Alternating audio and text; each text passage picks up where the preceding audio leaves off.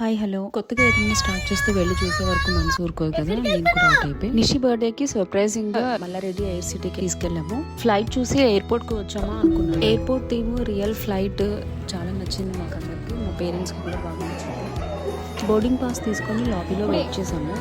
Fly Hyderabad restaurant separate ఉంది, sunset stories restaurant separate ఉంది.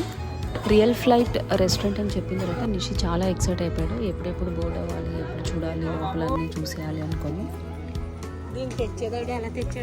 పెద్ద పెద్ద ట్రక్స్ మీద తెచ్చారంట.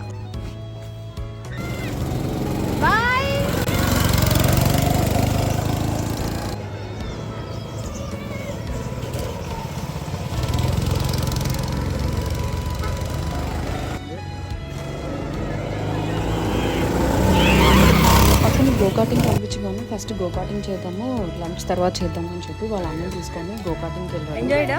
ఫుల్ ఎంజాయ్డా? డ్రైవ్ ఎలా ఉంది? భయంకరంగా.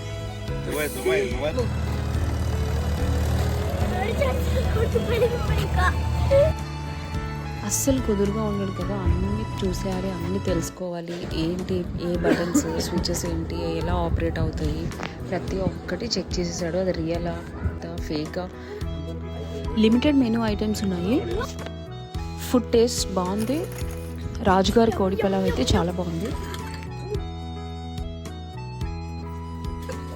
అక్కడ నుంచి పక్కన సన్సెట్ స్టోరీస్ చూడడానికి వెళ్ళాము. సన్సెట్ స్టోరీస్లో సన్సెట్ పాయింట్ అయితే మేము ఆ టైం వరకు ఉండలేదు, బట్ అక్కడ నుంచి వ్యూ చాలా బాగుంది.